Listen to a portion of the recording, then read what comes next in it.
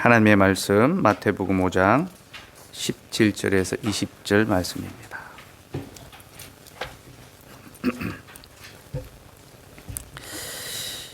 마태복음 5장 17절에서 20절 말씀입니다. 제가 봉독해 드리겠습니다. 하나님의 말씀을 들으십시오. 내가 율법이나 선지자를 폐하러 온 줄로 생각하지 말라. 폐하러 온 것이 아니요 완전하게 하려 함이라. 진실로 너희에게 이르노니 천지가 없어지기 전에는 율법의 1.1획도 결코 없어지지 아니하고 다 이루리라. 그러므로 누구든지 이 계명 중에 지극히 작은 것 하나라도 버리고 또 그같이 사람을 가르치는 자는 천국에서 지극히 작다 일컬음을 받을 것이요 누구든지 이를 행하며 가르치는 자는 천국에서 크다 일컬음을 받으리라. 내가 너희에게 이르노니 너희 의가 서기관과 바리새인보다 더 낫지 못하면 결코 천국에 들어가지 못하리라. 아멘. 하나님, 오늘도 우리에게 진리의 말씀을 들려주셔서 감사합니다. 오늘 예수님께서 율법을 폐하는 것이 아니라 완전하게 하신다라는 말씀을 들려주셨으니 이제 이 말씀 우리에게 가르쳐 주시사 그 말씀의 뜻이 무엇이며 주의 율법이 어떻게 완전해질 수 있는지 우리에게 깨닫게 하시고 또한 믿게 하여 주옵소서. 예수의 이름으로 기도드리옵나이다. 아멘.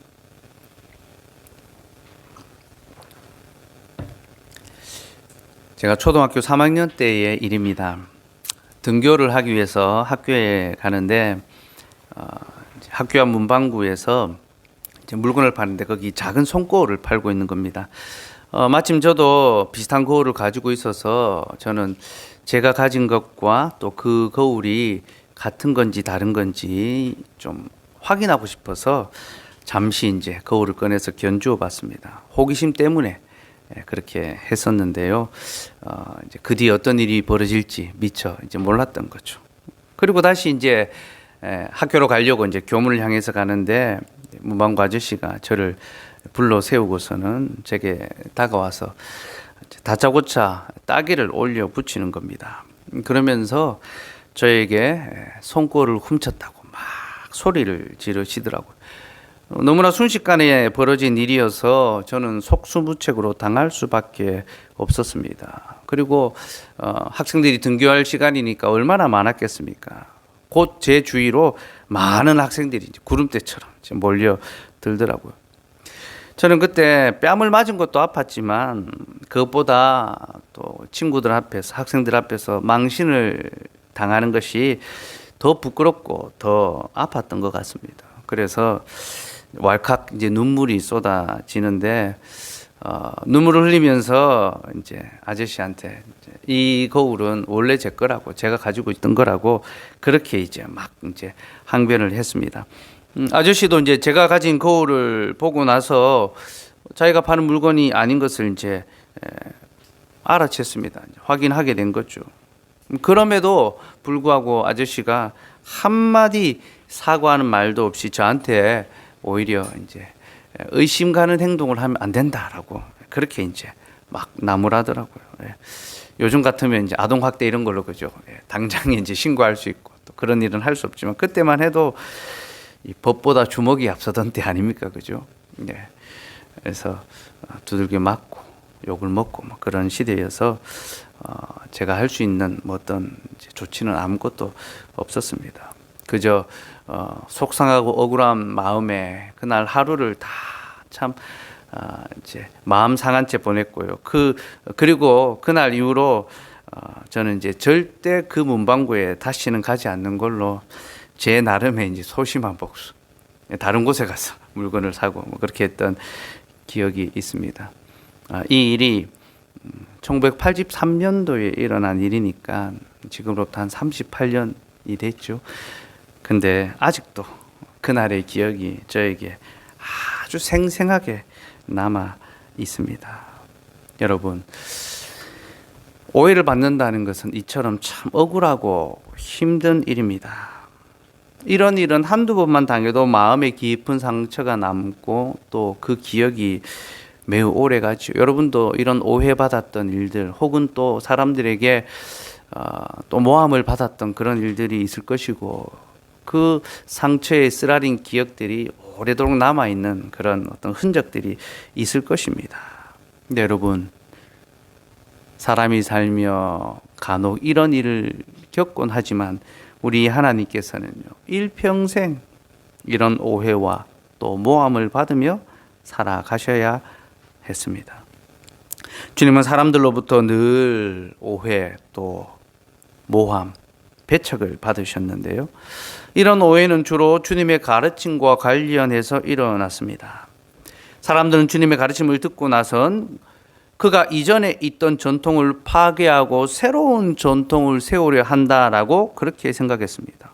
이전에 있던 것을 파괴하고 새로운 어떤 전통, 새로운 나라를 세우려 하는구나 그렇게 생각한 거죠. 근데 여러분, 이러한 어떤 말은요, 매우 위험한 그런 말입니다. 왜냐하면 사람들은 변화를 거부하고 전통을 지키려 드는 그런 마음이 있기 때문입니다.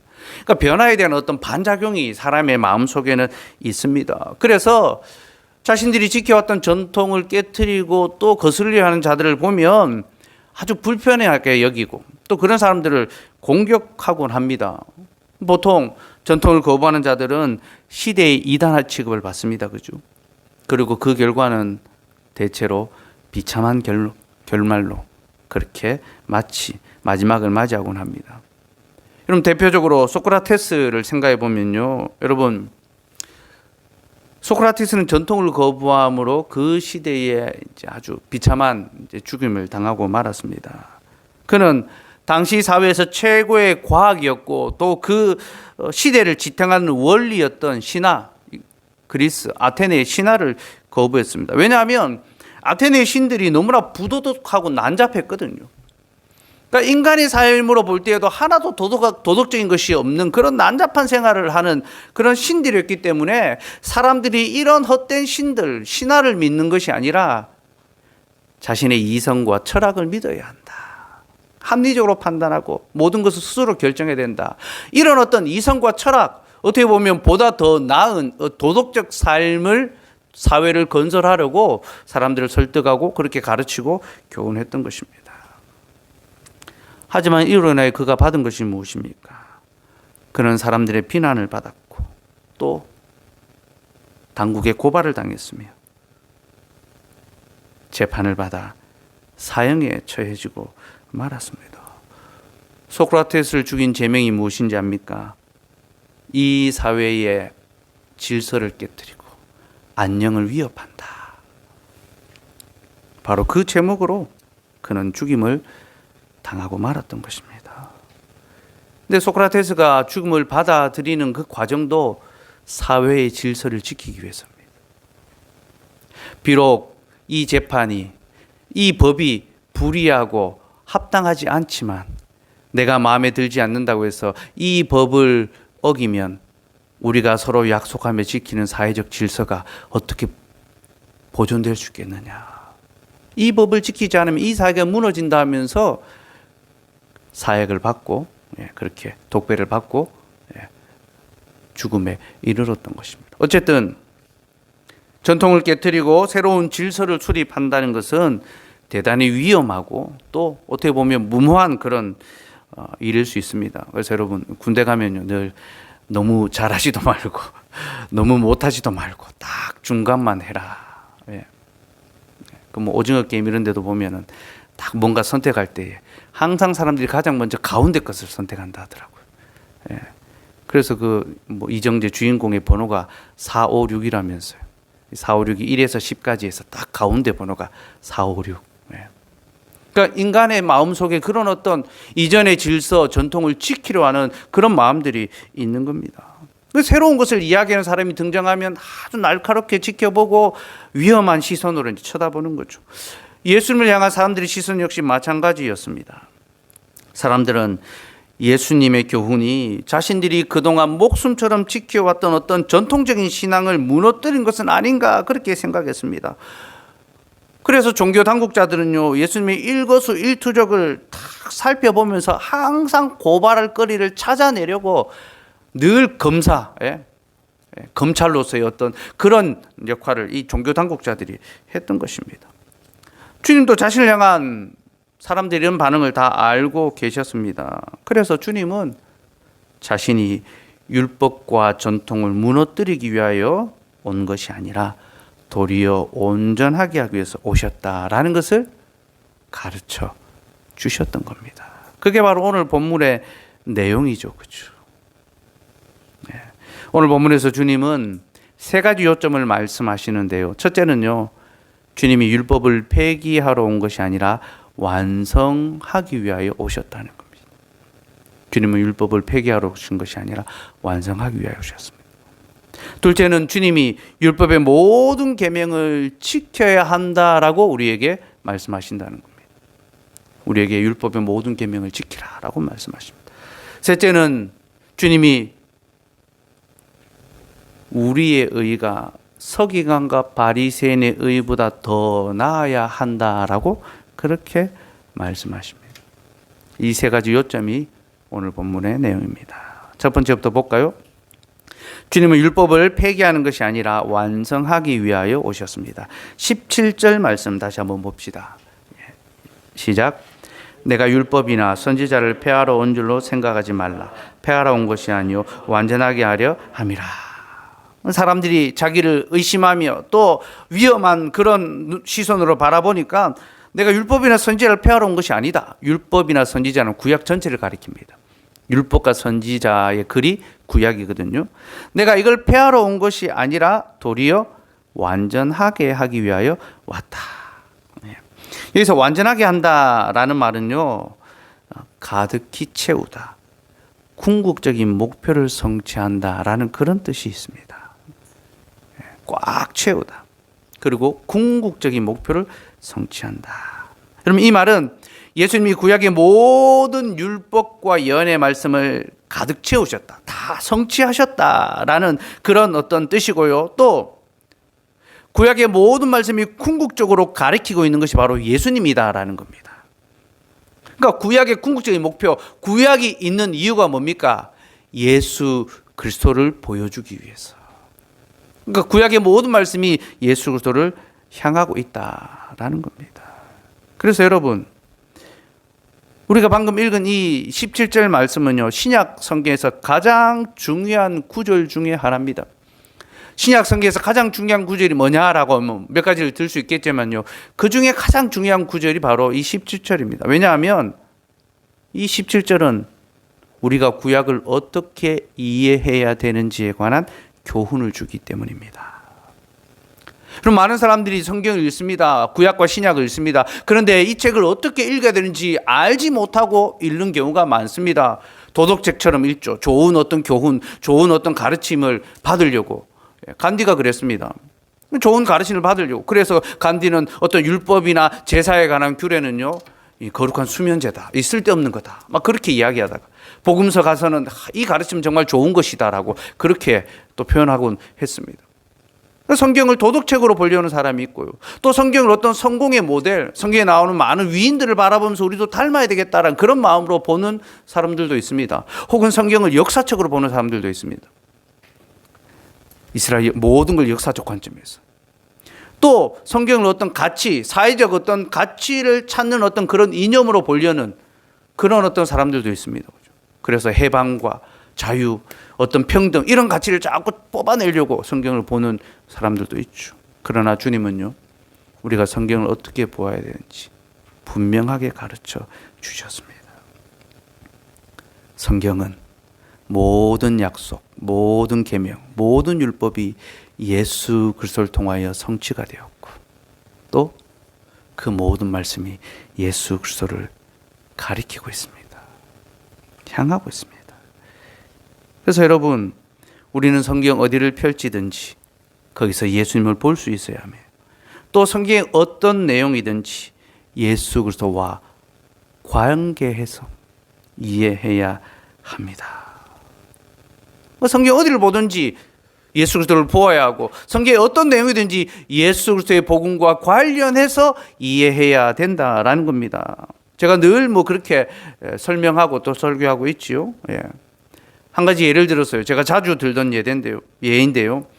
우리가 다윗과 골리앗이 싸우는 그 장면을 보면서 항상 다윗의 우리를 감정이입시킵니다. 그죠? 그래서 우리도 다윗처럼 믿음을 갖고 골리앗을 무찔러야 돼. 막 그런 어떤 용기를 갖고 결단을 하고 막 헌신을 합니다. 근데 여러분, 골리앗과 맞서 싸우는 다윗이 보여주는 것은요, 우리의 모습이 아니라 예수 그리스도의 모습이죠. 그죠?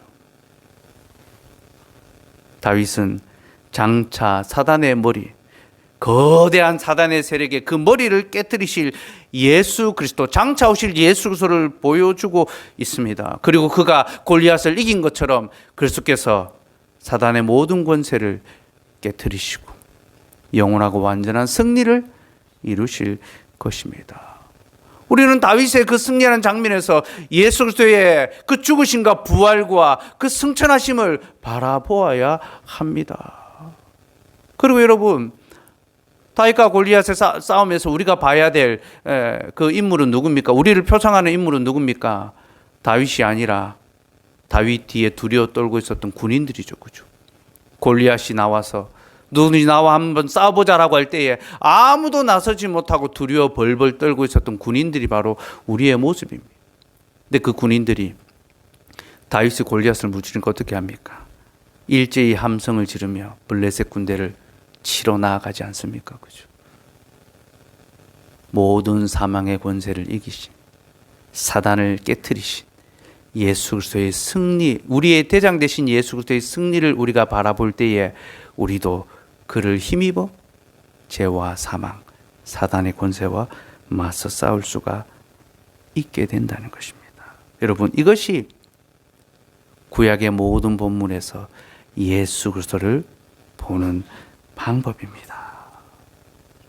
우리는 성경에서 예수 그리스도를 찾아보아야 합니다. 그래서 여러분, 고대의 교부들은 성경에서 항상 예수님을 발견하기를 원했고요. 또 그들은 성경에서 예수님을 찾지 못한다면 아무것도 찾지 못한 것으로 그렇게 이해했습니다. 예수님을 찾지 못하면 자신들이 아무것도 찾지 못했다. 예수 그리스도가 가장 존귀하고 가장 보배로운 그런 어떤 보물이라는 거죠. 그렇죠? 예. 저는 이걸 이런 말로 표현을 늘 합니다. 기승전 그리스도, 예. 갑툭튀 그리스도. 많이 이제 들으셨죠. 그죠? 기승전 그리스도가 뭡니까? 모든 설교의 기승전 결론은 예수 그리스도예요. 예수 그리스도가 우리의 모든 성경 읽기와 또 설교의 결론이 되어야 한다. 갑툭튀 그리스도. 성경 어디를 보더라도 갑자기 툭 튀어나오신 예수님. 이 본문이, 이 장면이 바로 예수님을 보여주고 있었구나. 예수님의 복음을 우리에게 소개하고 있었구나. 그 사실을 우리는 보아야 합니다. 여러분, 우리는 성경을 슬쩍슬쩍 대충 보면 안 됩니다. 아주 세밀하게. 여러분, 디테일은, 악마는 디테일이 숨었다, 이런 말이 있죠. 뭐 프라다인가 뭐 거기서 나온 말이라고 하던데, 디테일 속에 예수 그리스도가 숨어 계십니다. 말씀을 찬찬히 꼼꼼히 들여다보면요, 그 속에 그리스도의 복음, 미처 알지 못하고 지나갔던 복음의 진수가 그 속에 다 감추어져 있는 거죠. 우리는 바로 그 교훈을 찾아내기 위해 힘써야 하며 또 그 일을 담당해야 되는 자가 바로 목사라는 사람입니다. 말씀을 가르치는 자는 말씀 속에 감춰진 예수 그리스도의 복음의 비밀을 풀어서 가르쳐 주어야 하고, 성도들은 그 말씀을 듣고 또 자기의 삶의 계명으로 삼아야 되는 거죠. 그죠? 그래서 율법의 완성이라는 것은 모든 율법이 그리스도에게서 완성되었고, 우리는 모든 율법에서 예수 그리스도를 찾아야 한다. 그렇게 이해하시면 되고요. 둘째로, 주님은 우리에게 율법의 모든 계명을 지켜야 한다라고 하시는데요. 주님이 율법의 모든 계명을 지키라고 하시는 것은 두 가지 이유 때문입니다. 첫째는 그 계명이 하나도 없어지지 않고 다 이루어지기 때문이고, 둘째는 그 모든 계명이 예수님과 관련되어 있기 때문입니다. 예수님은 천지가 없어지기 전에는 율법의 1.1획도 결코 없어지지 않을 것이다 라고 하셨는데요. 여기서의 천지는 하나님의 창조 세계 전체를 가리킵니다. 이건 어떤 이 물리적인 어떤 세계만이 아니라 어떤 시간과 하나님의 섭리하심과 모든 역사하시는 것을 가리킵니다. 그러니 여러분, 하나님의 섭리가 사라지기 전에는요, 우리는 율법의 계명 역시 사라지지 않는다라는 것을 알고 이것을 지켜야 합니다. 곧 이 땅의 역사가 계속되는 한 우리는 율법의 계명을 계속 지켜야 한다는 것입니다. 또한 주님은 율법의 계명 중에 지극히 작은 것 하나도 버려서는 안 된다라고 하시는데요. 이 말씀은 서기관과 바리새인들을 빗대어서 하시는 말씀입니다. 왜냐하면 서기관과 바리새인들은 율법의 계명을 그 중요도에 따라, 자신들이 보기에 그 중요도에 따라 큰 계명과 작은 계명으로 나누었기 때문입니다. 그래서 사람이 반드시 지켜야 될 큰 계명, 그리고 조금은 소홀해도 되는 작은 계명을 구별을 했습니다. 왜 이렇게 구별했을까요? 율법을 지키려고 해보니까 다 못 지키겠는 거예요. 어떻게 그 율법을 다 지키며 살겠습니까? 그래서 중심적으로 더 크게 지켜야 될 계명이 있는가 하면 조금은 작은 계명. 그래서 좀 우리가 좀 소홀해도 넘어갈 수 있는 그런 계명이 있다라고 그렇게 나누어서 그렇게 가르쳤던 것입니다. 근데 예수님께서는요, 율법의 모든 계명이 누구와 관계 있다 하셨습니까? 바로 자기 자신과 관계 있다 했지 않습니까? 그죠? 율법의 모든 계명이 예수님과 관계가 있으니 여러분, 율법의 계명 중에 작은 것이 있습니까? 없습니다, 여러분. 더 크고 더 작은 것이 있을 수가 없는 것입니다. 우리는 어떤 것은 받고 어떤 것은 받지 않을 수 있는 그런 선택할 권리가 없습니다. 전공 필수고 뭐 교양 과목이고 이런 식으로 택할 수 있는 것이 아닙니다. 우리는 성경을 받는다면요, 전체를 다 받아야 합니다. 이 모든 것이 예수님과 관련된 계명이기 때문이죠. 그렇죠? 그래서 우리는 지극히 작은 계명 하나에도 지극히 큰 의미가 있다는 것을 기억하고 성경의 모든 계명을 온전히 지킬 수 있어야 합니다. 물론 여기서 지킨다는 것은요, 단순히 문자적인 지킴을 가리키는 것은 아닙니다. 율법의 계명 중에 예수님께서 이미 다 성취하심으로 이제 더 이상 우리에게 요구되지 않는 그런 계명들도 있습니다. 대표적으로 제사에 관한 규례, 그리고 의식법, 뭐 옷에 관한 것이나 음식에 관한 이런 규례는 더 이상 우리에게 요구되지 않습니다. 그죠? 우리는 유대인들처럼 날을 지켜 제사를 드리거나 음식을 가려 먹거나 뭐 그렇게 하지 않습니다. 만약 그렇다면 우리는 돼지고기 못 먹고요. 우리는 오징어, 낙지 이런 것도 못 먹습니다. 저는 오징어 진짜 좋아하는데 옛 시대 같으면 못 먹거든요. 비늘이 없기 때문에 못 먹습니다. 근데 우리는 그렇게 하지 않죠. 하나님께서는 더 이상 우리가 무엇을 먹는가에 관하여 관심을 두지는 않으십니다. 근데 여러분, 우리가 더 이상 어떤 의식법, 제사법을 지키지 않는다고 해서 그 의미, 그 정신까지 사라지는 것은 아닙니다. 여러분, 우리는 율법의 조항은 지키지 않아도요, 정신은 지켜야 합니다. 이게 바로 율법의 모든 규례 속에서 예수님의 교훈을 찾아내는 바로 그런 작업을 통하여 이제 이루어지는 겁니다. 예를 들어서요, 제가 예전에 들에서 찢긴 고기를 먹지 말라라는 것에 관해 설교한 적이 있는데 혹시 들으신 분들 기억하시는지 모르겠어요. 2018년 3월 15일에 제가 설교했습니다.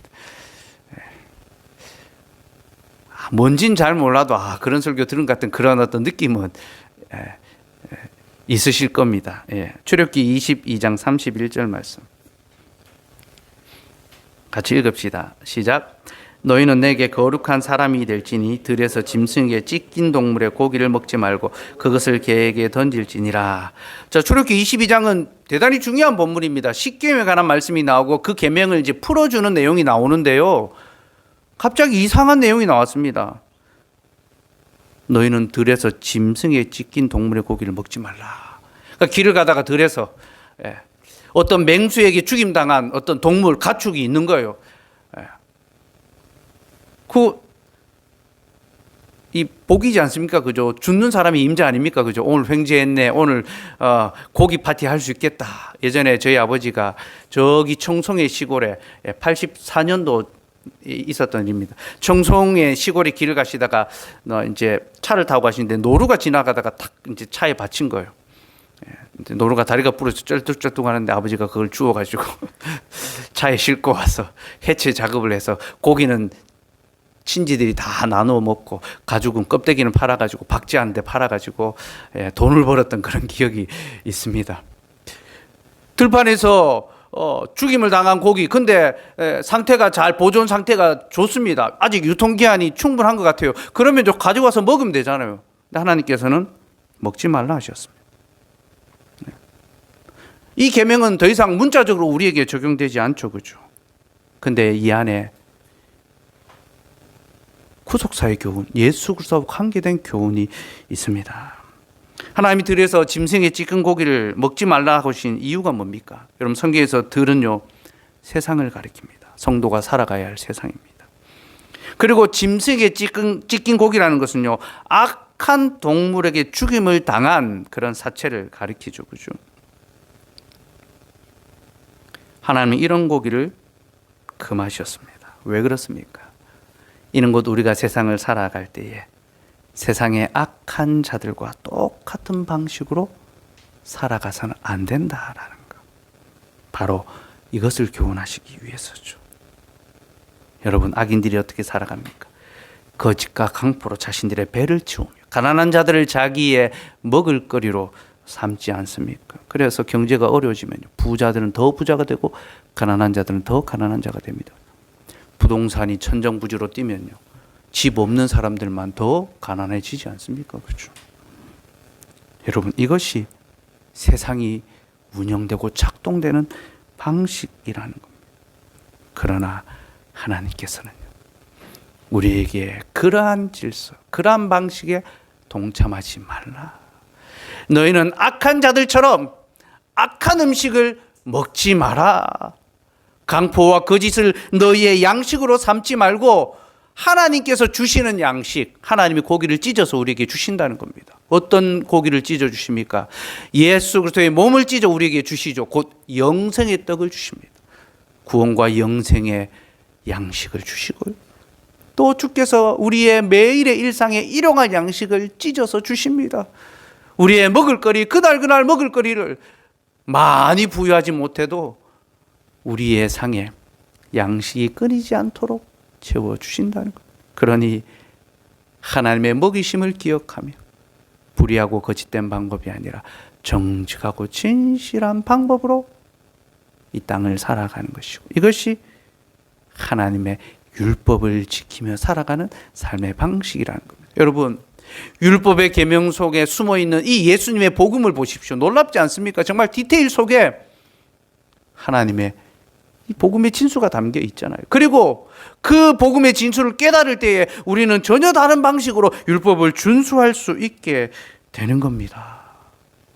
그 원리와 정신을 놓치지 않고 하나님께서 기뻐하시는 삶을, 온전하신 삶을 살아갈 수 있게 되는 거죠. 여러분, 제가 한 가지 예를 들었지만요, 우리는 모든 계명과 구절에 이것을 확대 적용해야 하며 말씀을 가르치는 자로서 저는 이것을 열심히 찾아서 가르쳐야 하고, 또 말씀을 듣는 자로서 여러분은 이것을 듣고 행하여야 합니다. 이것이 우리의 마땅한 책무입니다.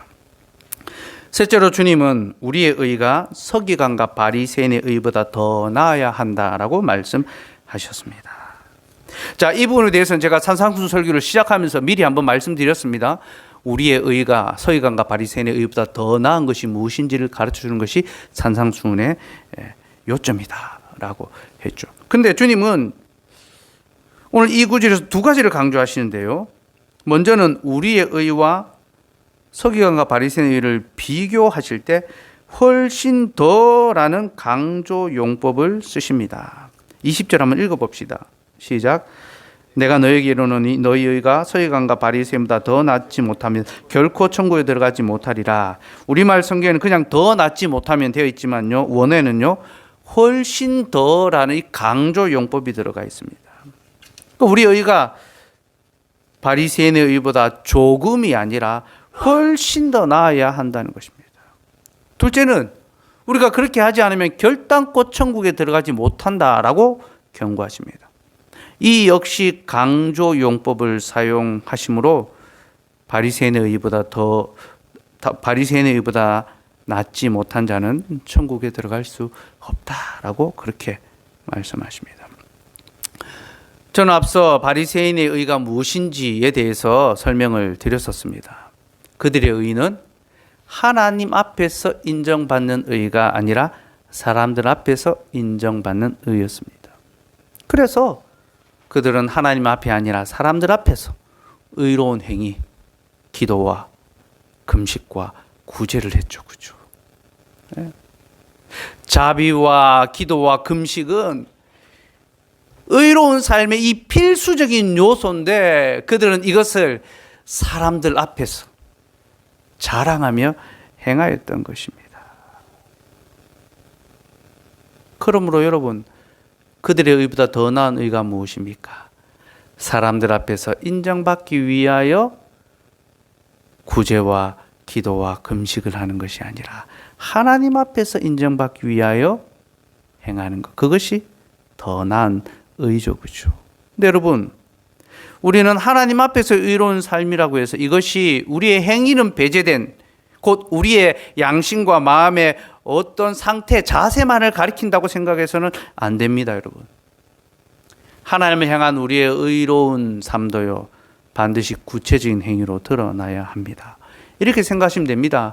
하나님 앞에서 인정을 받든 사람들 앞에서 인정을 받든 의로운 삶은 반드시 겉으로 드러나게 되어 있다라는 겁니다. 만약 그렇지 않다면요, 우리의 의는 결단코 바리새인과 서기관의 의보다 낫지 못할 것입니다.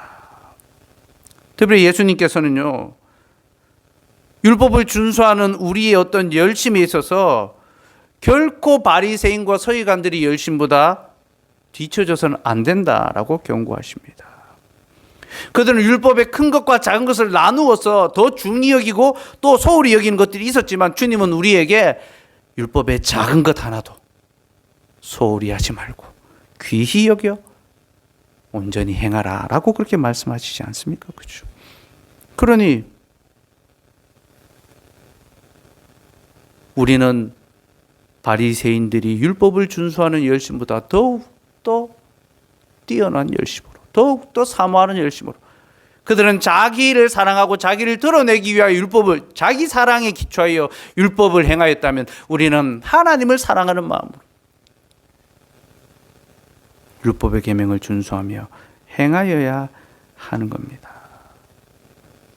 여러분, 이것이 서기관과 바리새인의 의보다 더 나은 의이며, 이 일을 위해서 우리는 바리새인들과 같은 율법주의로 나아가서도 안 되고, 그러니까 자기의 행위를 자랑하는 그런 어떤 삶을 살아서도 안 되고, 반대로 또 자유주의자처럼 무율법주의, 이제 율법은 아무 필요가 없다, 아무 소용이 없다, 마음껏 자유로운 삶을 살자라고 그렇게 무율법주의로 나아가서는 안 됩니다. 우리는 오직 은혜 가운데서 오직 감사하며 계명에 순종하는 삶을 살아가야 합니다. 이것이 바리새인과 서기관의 의보다 더 나은 의의 삶입니다. 말씀을 정리하겠습니다. 사람들은 예수님의 가르침을 제대로 이해하지 못했습니다. 그래서 그가 율법을 폐하며 새로운 전통을 세우려 한다라고 생각했습니다. 하지만 예수님은 율법을 폐하러 오신 것이 아니라 완성하기 위하여 오셨습니다. 그는 이전에 있던 모든 것을 성취하셨고 또 성경의 모든 말씀이 바로 자신을 가리키고 있다, 자신을 향하고 있다라는 것을 밝히 드러내 보여 주셨습니다. 그러나 유대인들은요, 하나님도 모르고 성경도 모름으로 말미암아 예수 그리스도를 영접하지 않았습니다. 모든 성경이 예수님을 향하고 있는데 그들이 성경을 통하여 예수님을 보았다면 예수님께로 왔을 터인데 그들이 성경을 제대로 알지 못했기 때문에 그들은 예수님의 교훈을 오해하고 비난했으며 영접하지 않고 배척하고 말았습니다. 그래서 그들은 다 하나님의 진노의 심판을 당하고 말았죠.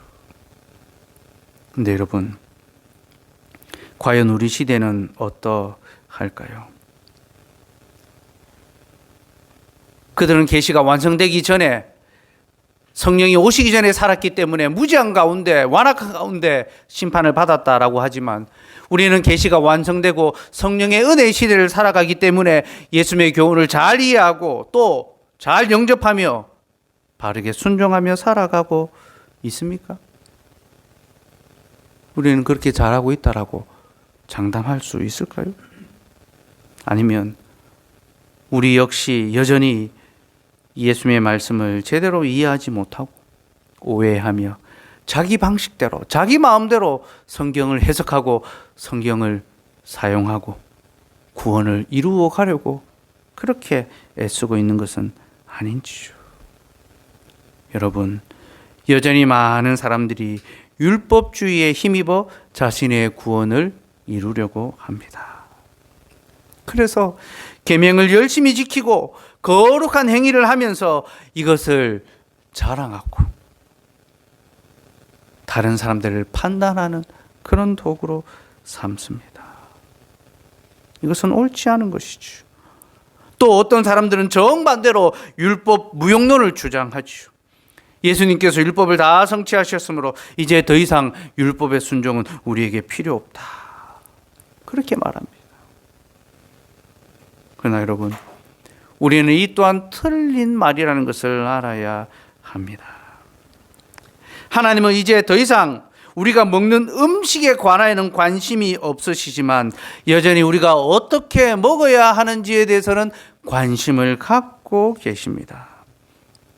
하나님은 우리가 돼지고기를 먹든지 비닐이 없던 생선을 먹든지 오징어 낙지를 먹든지 상관하지 않으십니다. 그러나 우리가 어떤 방식으로 먹는지에 대해서는 관심이 있으시며 우리의 삶을 깊이 들여다보십니다.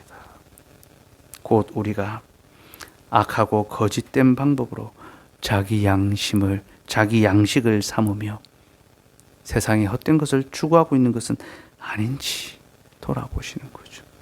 또한 하나님은 우리가 더 이상 제사의 규례를 따라 예배해야 된다는 것을 요구하지 않으시지만 우리가 어떤 마음, 영과 진리로 전심을 다하여 주님을 예배하는지를 지켜보십니다. 그래서 여러분, 우리는 주일을 대하는, 예배를 대하는 마음이, 자세가 달라져야 합니다. 마음이 중요하지. 내가 주님을 향한 그런 마음이 있으면 하나님이 내 상황을, 내 형편을 좀 이해해 주실 거야. 여러분, 그렇게 스스로 타협하고 스스로 판단하지 마십시오. 우리는 먼저 상황이 어떠하든지 주님을 예배하기 위하여, 그 예배의 날을 지키기 위하여 먼저 헌신하고 또 먼저 자원하는 것이 필요합니다. 상황을 이해하기 전에 상황을 극복하려는 마음을 가져야 합니다. 그래서 우리는 어떤 방역을 거부하고 현장 예배를 지켜야 된다는 그런 어떤 아주 강성주의자들의 모습을 따라가진 않지만요, 적어도 우리의 마음속에 예배에 대한 소망이 결코 그들보다 약해서는 안 됩니다. 하나님은 우리의 상황과 형편을 이해하시고 또 배려해 주실 것입니다. 그러나 그것 이전에 우리는 먼저 우리의 마음을 다져 마음과 뜻과 힘을 다하여 주님을 온전하게 예배할 수 있도록 더욱 애쓰고 노력해야 할 것입니다. 이해는 하나님의 편에서의 할 일이며 순종은 우리 편에서의 할 일입니다. 여러분, 이것을 기억하며 율법주의도 배격하고 무율법주의로도 가지 말고 오직 은혜 안에서 그리스도의 계명을 지키는 그런 삶을 살아갑시다. 끝으로 교회에 대한 한 가지 권면을 드리려 합니다. 여러분, 우리는 개혁주의 신학에 기초한 교회를 세우기 위하여 여기 함께 모였습니다. 여러분, 개혁주의가 무엇입니까? 많은 사람들이 개혁주의를 오해합니다. 이것이 마치 이전에 있던 전통을 깨뜨리고 어떤 새로운 신앙의 어떤 전통을 세우는 것이라고 그렇게 생각합니다. 여러분, 그렇지 않습니다. 착각입니다. 성경을 모르니까, 교회 역사를 모르니까 그런 말을 하는 겁니다. 개혁주의는 옛적부터 있어 왔던 교훈이며 또 역사 속에서 언제나 건강하고 거룩한 공교회를 세우는 방편으로 사용되었던 신학이 바로 개혁주의입니다. 주님은 자신의 교회가 세속적인 가르침에 오염이 되고 또 성도들이 세상의 헛된 영광에 미혹될 때마다 개혁주의 신학으로 자신의 교회를 거룩히 지키셨습니다. 그리고 이제 우리가 그 거룩한 전통을 따라 주님의 교회를 세우기 위하여 여기 부름을 받았습니다. 그러니 여러분, 우리가 왜 여기 있고 무엇을 위하여 모였는지를 항상 기억합시다. 우리는 개혁주의 신학에 기초한 교회를 든든하게 세워가야 합니다. 그리고 이를 위하여 더욱 주의 말씀의 교훈을 배우기에 힘써야 합니다. 여러분, 배우지 않고서는요, 자람이 없습니다. 열심히 배워야지만 자람이 있습니다. 또 우리는 배우는 것에만 멈추지 말고 배운 그대로 행하는 실천의 삶도 열심을 내어야 합니다.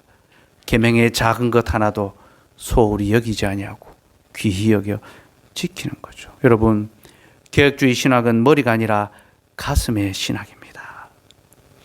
머리를 가득 채우는 것이 아니라 가슴을 뜨겁게 함으로 그 머리에 채워진 지식으로 힘있게 믿음의 삶을 살아가는 것, 교회를 세워내는 것, 그것이 바로 개혁주의 신학입니다.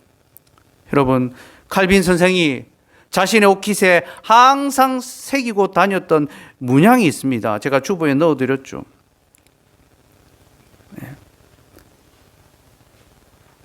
이 칼빈 신학교 또 SFC의 표상인데요. 요 옆에 이제 배지 모양은 없이, 요 모양만 없이 이제 칼빈이 새긴 거라고 생각하시면 됩니다. 요 틀, 네모난 틀만 빼시면 여기 이제 자기의 손에 심장을 딱 드리는 문양이 있지 않습니까? 칼빈은 자신이 하나님을 향하여 자기의 심장을 드린다라고 그렇게 고백했습니다. 그리고 거기 문양이 이렇게 적혀 있습니다.